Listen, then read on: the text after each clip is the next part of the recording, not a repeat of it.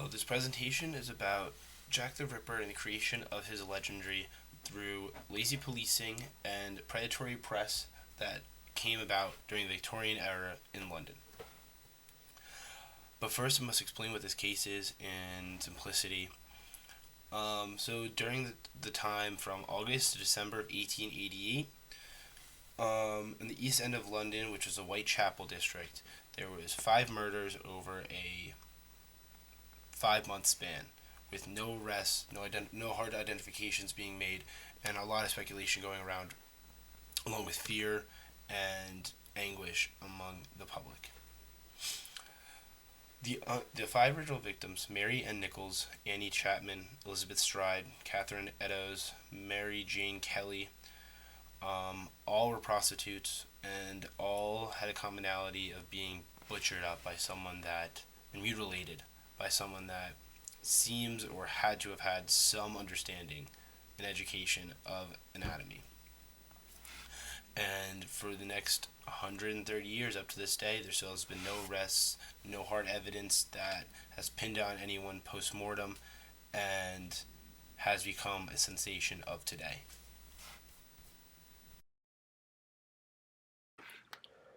For the first part of this analysis, I want to talk about Jack the Ripper and the theories of his identity throughout time, from the beginning of the case in July 1888 to now.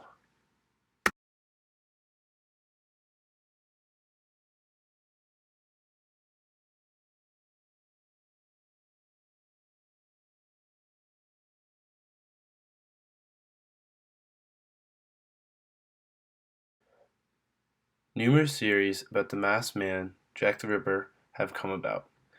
The age and notoriety of these murders attracts attention of the masses, along with their beliefs and ideas. Over a century later, the amazement and curiosity about Jack the Ripper is alive and well. The emergence of multiple theories of Jack the Ripper's identity showcases and emphasizes the sloppy and lazy work of English police, along with the racism and prejudice deeply ingrained in British society. Even to this day, there's a thriving society around the mystery and farce Jack the Ripper is.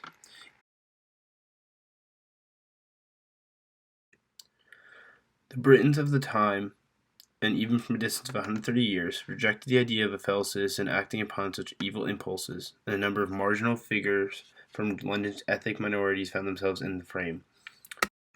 Both Michael Ostrog, picture top, a Russian, and Aaron Kuzminsk, picture bottom, a Polish Jew, and Jacob Levy, another Jewish man, were cited as suspects, as the men were also victims of a wave of prejudice that had been precipitated in the influx of thousands of Eastern Europeans into London in the early 1880s.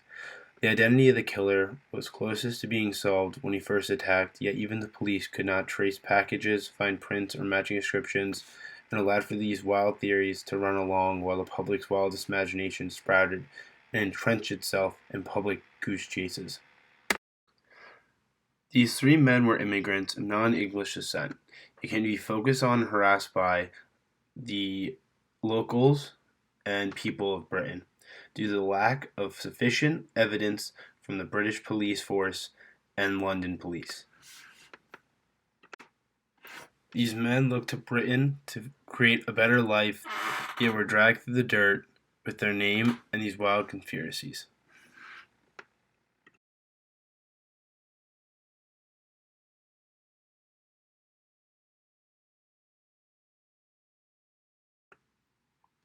Theory 2. The Commoner. This following theory came to light and branched off the location of these murders, the East End of London, Whitechapel, which is densely populated, small, bulging at the seams, and submerged in poverty.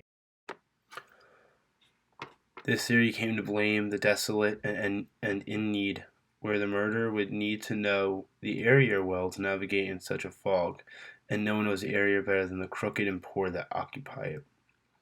Castle Alley in Whitechapel was rarely out of the newspaper, mainly because of the outbreaks of disease, not to mention the crime and sheer human brutality existed there since the turn of the century. The Duke of Clarence and Avonda Eddie, pictured left, and grandson of Queen Victoria, came to the spotlight as a suspect. The idea of these murders being done in the work of person or persons that was well connected and could avoid the cops came to surface after the 9-month stretch of murders led to no arrests. This was perpetrated by the rumors of Eddie fathering a child with a prostitute in the East End who murdered those that threatened to tell the press.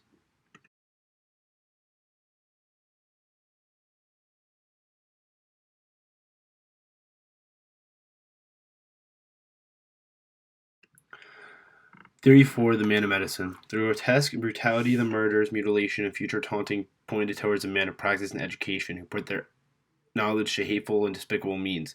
The haste and hate in Jack's heart came from the misogynistic nature of his bring-up and development. Dr. Thomas Cream, pictured left, was suspected of being involved with the Ripper's activities. Even American quack doctor Francis Tumbley was suspected of these murders.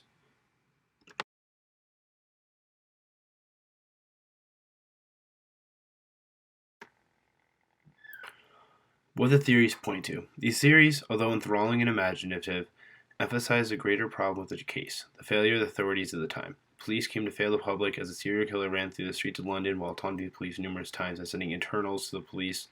The public was left to speculate and fear for their lives as the police ran around, useless to the public.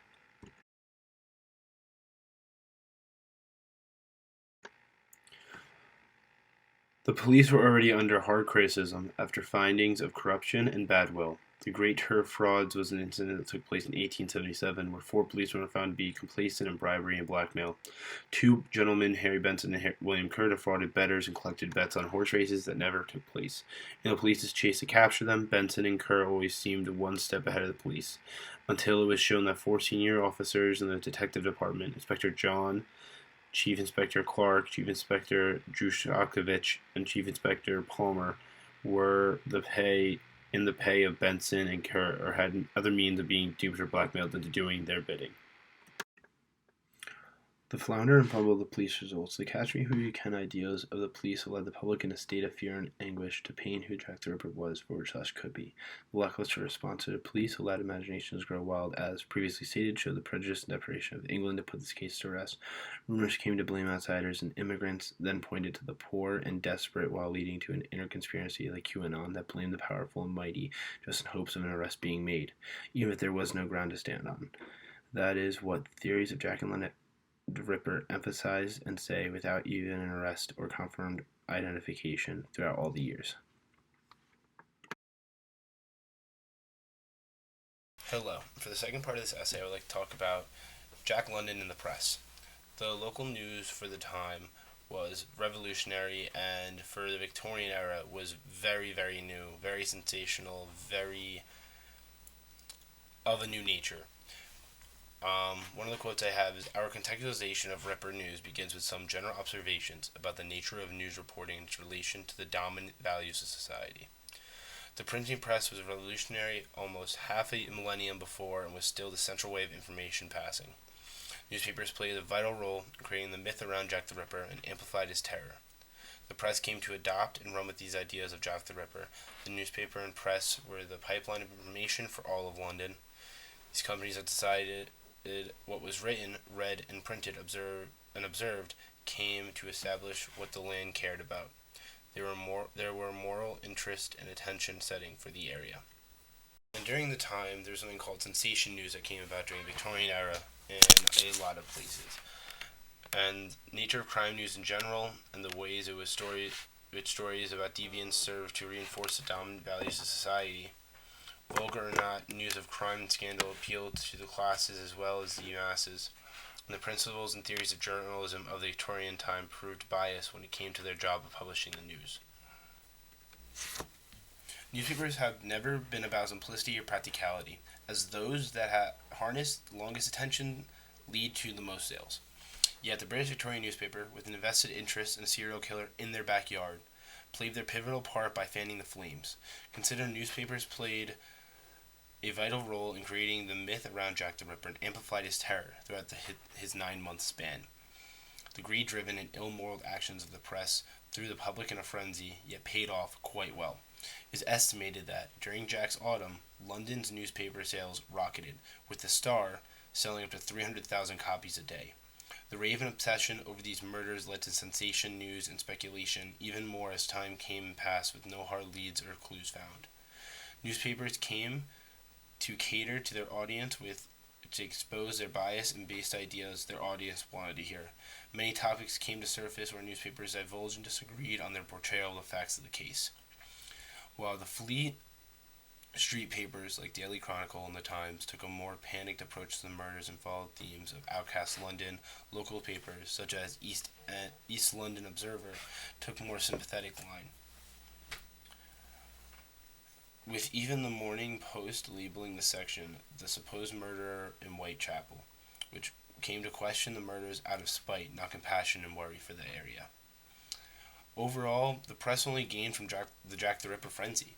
Given the opportunity, the news did not see its place to ameliorate the situation or calm down the public, but they failed their readers and fed their fears and reservations. The press's invested interest paid off quickly. The held interest of the public led to them molding, accentuate, and overall create the legend of Jack the Ripper. Along with the shortcomings of police, the news stream failed the public as well.